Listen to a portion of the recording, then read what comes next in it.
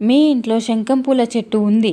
మొక్క మాత్రం పచ్చగా పెరుగుతుంది. ఆకులు కూడా బాగా ఉన్నాయి. కానీ పూలు మాత్రం రావడం లేదా? అయితే ఒక్క నిమిషం కూడా వీడియోని ఎక్కడ స్కిప్ చేయకండి. ఎందుకంటే వర్షాకాలంలో మన మొక్కకు మంచిది అని అనుకునే కొన్ని పనులే శంఖం పూలు రాకపోవడానికి కారణం కావచ్చు. ముఖ్యంగా ఈ సీజన్లో లిక్విడ్ ఫెర్టిలైజర్ కంటే పొడి రూపంలో ఉండే సరైన ఆర్గానిక్ ఫెర్టిలైజర్ ఎలా ఉపయోగపడుతుందో ఇప్పుడు చెప్తాను. అంతేకాదు, శంఖం పూలు ఎక్కువగా రావడానికి చాలామందికి ఉపయోగపడే ఒక ప్రత్యేకమైన ఫెర్టిలైజర్, నూనె ఆధారిత ఫెర్టిలైజర్ గురించి కూడా చెప్తాను. కానీ దాన్ని ఎలా, ఎంత మోతాదులో వేయాలో చివరి వరకు చూడండి.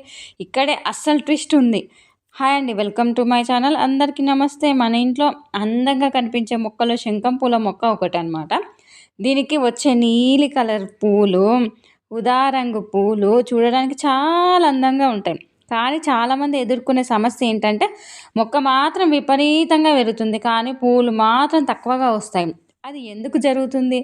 దానికి కారణం ఒక్కటే కాదు, సూర్యకాంతి, నీరు, మంచి డ్రైనేజ్, కత్తిరింపు, ఎరువు ఇవన్నీ కలిపి మొక్క పుష్పించే విధానం పైన ప్రభావితం చేస్తాయి. ముఖ్యంగా ఇప్పుడు వర్షాకాలం కాబట్టి కొన్ని జాగ్రత్తలు తప్పకుండా తీసుకోవాలి. వర్షాకాలంలో మొదటి జాగ్రత్త ఏంటంటే, మొదటిగా నీరు ఎప్పటికప్పుడు నీరుని చెక్ చేస్తూ ఉండాలి. వర్షాకాలంలో చాలామంది చేసే అతి పెద్ద తప్పు ఇదే. వర్షం పడుతున్నా మళ్ళీ మనం మొక్కకు నీళ్లు పోస్తూ ఉంటాం. శంఖం పూల మొక్కకు తేమ అవసరం ఉన్నా మట్టి ఎప్పుడూ నీటితో నిండిపోయి ఉండడం మంచిది కాదనమాట.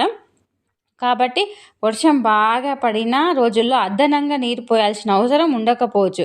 ముఖ్యంగా కుండలో పెంచినట్లయితే కింద డ్రైనేజ్ హోల్స్ తప్పకుండా చూసుకోవాలి. నీరు నిలిచిపోతే వేళ్ళకు సమస్య వచ్చే అవకాశం ఉంది. ఇకపోతే ఇంకొకటి నెక్స్ట్ పాయింట్ ఏంటంటే సూర్యకాంతి. దీనికి గినంగా కొంచెం తక్కువనే ఉంది సూర్యకాంతి, కానీ సూర్యకాంతి చాలా ఇంపార్టెంట్. మరీ అతిగా కాదు, కానీ సూర్యకాంతి అవసరం అన్నమాట శంఖం పూలకు. ఇది మాత్రం బాగా గుర్తుపెట్టుకోవాలి. శంఖం పూల మొక్కకు మంచి వెలుతురు, తగినంత సూర్యకాంతి లభిస్తే పుష్పించడానికి అనుకూలంగా ఉంటుంది. ఇంట్లో పూర్తిగా నీడలో పెట్టి ఎందుకు పూలు రావటం లేదు అని అడిగితే ఏం ఉపయోగం ఉండదు అనమాట. కాబట్టి మీ ఇంటి పరిస్థితులకు అనుగుణంగా మొక్కకు మంచి వెలుతురు వచ్చే ప్రదేశాన్ని ఎంచుకోండి. అయితే ఒక్కసారిగా తీవ్ర ఎండలోకి మార్చకుండా మొక్క పరిస్థితిని బట్టి క్రమంగా అలవాటు చేయడం మంచిదన్నమాట. ఇక థర్డ్ వన్ వచ్చేసి కత్తిరింపు అనమాట. ఇప్పుడు చాలా ముఖ్యమైన విషయం ఇది. అంటే మొక్క కేవలం పొడవుగా పెరుగుతూ ఉంటే అవసరమైన చోట కొమ్మల చివరల తేలిగా కత్తిరించడం ద్వారా కొత్త కొమ్మలు రావడానికి ప్రోత్సాహం లభిస్తుందన్నమాట. కొత్త కొమ్మలు ఎక్కువగా వస్తే పూలు వచ్చే అవకాశం ఎక్కువగా ఉంటుంది. కానీ ఒకేసారి మొక్కను మొత్తం కత్తిరించకండి. తేలికపాటి ప్రూనింగ్ చేయడం మంచిదన్నమాట. ఇక్కడ కూడా ఒక చిన్న సీక్రెట్ ఉంది. కొత్తగా వచ్చే కొమ్మలను ఎలా పెంచితే పూలు ఎక్కువగా కనిపిస్తాయో అది కూడా చాలా ముఖ్యమన్నమాట. దాన్ని మరో వీడియోలో పూర్తిగా వివరంగా చూపిస్తాను. ఇకపోతే పాయింట్ నెంబర్ 4 అనమాట, మట్టి. ఇప్పుడు మొక్కకు అస్సలు బేస్ అయిన మట్టి గురించి మాట్లాడుకుందాం. ఇక శంఖం పూల మొక్కకు నీరు నిలబడకుండా డ్రైనేజ్ ఉండే మట్టి చాలా ముఖ్యమన్నమాట. అంటే ఇట్లా పొడి పొడిగా ఉండాలి, గట్టిగా ఉండొద్దు అనమాట. మట్టి గట్టిగా మారిపోయి నీరు బయటకు వెళ్ళకుండా ఉంటే మొక్క ఆరోగ్యంపై ప్రభావం పడవచ్చు. కాబట్టి కుండలో పెంచుకున్నట్లయితే మంచి డ్రైనేజ్ ఉండే గ్రోయింగ్ మీడియం ఉపయోగించండి. ఇక మొక్కకి ఎరువు ఎంత ముఖ్యం అంటే, ఎరువు వేసే ముందు మట్టి పరిస్థితి తెలుసుకోవడం కూడా అంతే ముఖ్యము.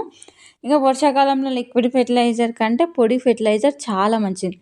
ఇప్పుడు మీరు ఎదుర్కొంటున్న అస్సలు విషయం ఏంటంటే శంఖం పూలు అంటే వర్షాకాలంలో శంఖం పూల మొక్కకు ఎరువు ఎలా ఇవ్వాలి అనేది. చాలామంది వెంటనే ఏమంటారంటే లిక్విడ్ ఫెర్టిలైజర్ తయారు చేసి మొక్కకు పోస్తుంటారు. కానీ వర్షాకాలంలో పరిస్థితి కొంచెం భిన్నంగా ఉంటుంది. మొక్కకు ఎరువు అవసరం ఉన్నప్పుడు మట్టి తేమ, వర్షం పరిస్థితి, ఎరువు రకము ఇవన్నీ చూసి నిర్ణయం తీసుకోవాలన్నమాట. కొన్ని సందర్భాల్లో పొడి ఆర్గానిక్ ఫెర్టిలైజర్ను మట్టిలో తక్కువ మోతాదులో కలపడం సౌకర్యవంతంగా ఉంటుంది.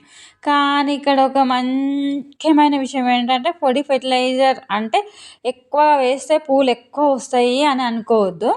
ఇంకా ఎరువు ఎక్కువైతే మొక్కకు మేలు కాకుండా హాని కూడా కలగవచ్చు. ఇకపోతే కాబట్టి ఎప్పుడు ప్రొడక్ట్ లేబుల్ అంటే డోస్ను లేదా కంపోస్ట్, ఆర్గానిక్ ఫెర్టిలైజర్ సూచించిన మోతాదులనే ఉపయోగించాలి. ఎక్కువగా పోయినంక ఉపయోగించొద్దు. ఇకపోతే ఇక చూడండి ఇంత బాగా వచ్చింది ఫ్లవర్. ఇలాంటి ఫ్లవర్స్, ఇంత అందమైన ఫ్లవర్స్ కావాలంటే మాత్రం నేను చెప్పిన నేను చెప్పబోతున్న నువ్వుల ఫెర్టిలైజర్ తప్పకుండా ఉపయోగించాలన్నమాట. అంత కలర్ఫుల్గా కనిపిస్తుంది చూడండి.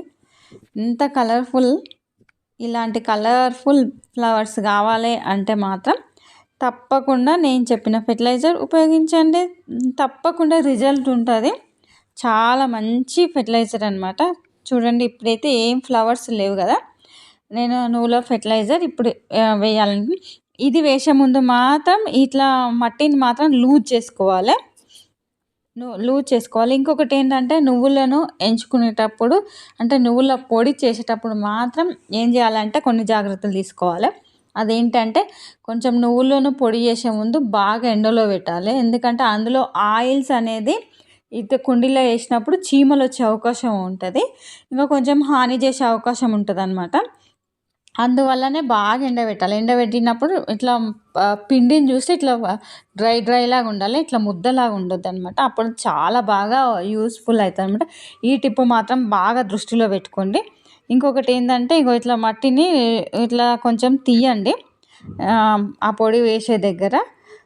చూడండి ఇగో పొడి పొడిగా ఉంది. ఈ రకంగా ఉండాలన్నమాట. ఎప్పుడైనా నువ్వుల పొడి ఇట్లా ముద్దలాగా ఉండొద్దు. ముద్దలాగా ఉంటే ఏమవుతుందంటే అందులో ఆయిల్స్ ఎక్కువ ఉన్నట్టు అనమాట. అది ఏమవుతుందంటే చీమలు పడుతుంది. ఒక్క స్పూన్ వేసుకోవాలి. ఒక్క స్పూన్ ఇట్లా దూరంకి వెళ్ళి ఇట్లా వేసుకోవాలన్నమాట. పొడి పొడిగా వేసేసుకొని ఇప్పుడు పక్కకు తీసిన మట్టిని ఈ నువ్వుల పిండి పైన వేసుకోవాలన్నమాట.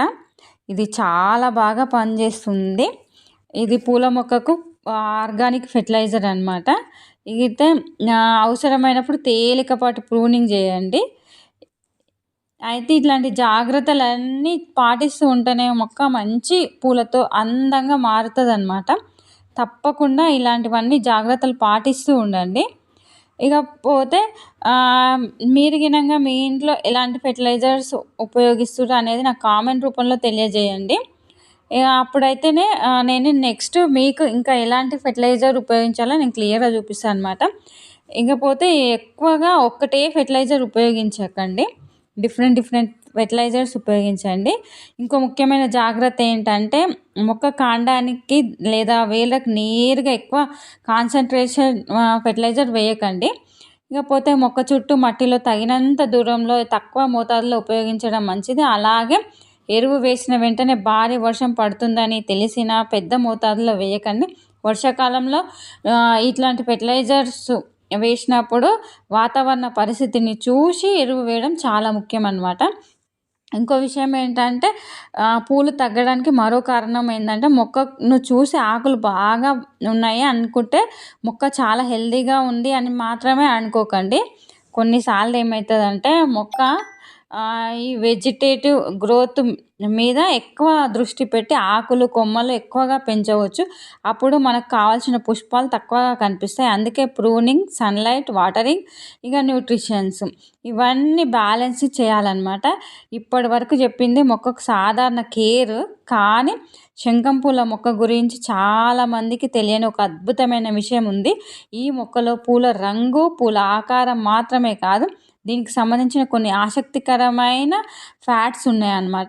ఇంకా శంఖం పూల మొక్కకు ఒక ప్రత్యేకమైన విధంగా పెంచితే ఇంటి గార్డెన్లో చాలా అందంగా విస్తారంగా చేయవచ్చు అనమాట. అది ఎలా, అది నేను తర్వాత వీడియోలో మీకు మొక్కను చూపిస్తూ ప్రాక్టికల్గా చేస్తాను. మరి ఈరోజు వీడియోలో మనం ఏం తెలుసుకున్నామంటే, ఒకటి, వర్షాకాలంలో అవసరం లేకుండా ఎక్కువ నీళ్ళు పోయకండి. రెండవది ఏంటంటే మంచి వెలుతురు, తగినంత సూర్యకాంతి ఉండేలా చూసుకోవాలి. మూడవది ఏంటంటే అవసరమైనప్పుడు తేలికపాటి ప్రూనింగ్ చేయాలి. నాలుగోది ఏంటంటే డ్రైనేజ్ హోల్స్ ఉన్న మట్టిని ఉపయోగించండి. ఐదవది ఎక్కువ ఎరువు వేయకండి. ఆరవది నువ్వుల ఆధారిత ఫెర్టిలైజర్ సరైన మోతాదులో ఉపయోగించవచ్చు. ఇకపోతే ఏడవది ఏంటంటే వర్షాకాలంలో ఎరువు వేసే సమయాన్ని కూడా గమనించండి. ఇక పూలు రావడానికి ఒక్క ఎరువు మాత్రమే కారణం కాదు, ప్లాంట్స్ కేర్ గినంగా ముఖ్యం అన్నమాట.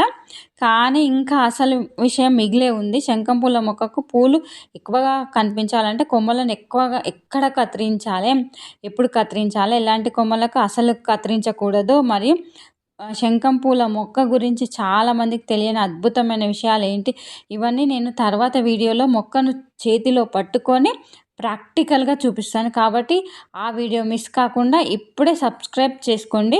మీ ఇంట్లో శంఖం పూల మొక్క ఉందా? అయితే కామెంట్ రూపంలో శంఖం ఉంది అని రాయండి. మీ మొక్కలో పూలు బాగా వస్తున్నాయా? లేదా ఆకులు మాత్రమే వస్తున్నాయా? కామెంట్ రూపంలో చెప్పండి. మీ సమస్య ఆధారంగా కూడా నేను ఒక ప్రత్యేకమైన వీడియో చేస్తాను. ఇలాంటి మొక్కల గురించి నిజమైన సమాచారం, ఉపయోగకరమైన టిప్స్ కోసం నా ఛానల్ సబ్స్క్రైబ్ చేసుకోవడం మాత్రం మర్చిపోవద్దు. తర్వాత వీడియోలో మరిన్ని అద్భుతమైన విషయాలతో కలుసుకుందాం. Thank you so much.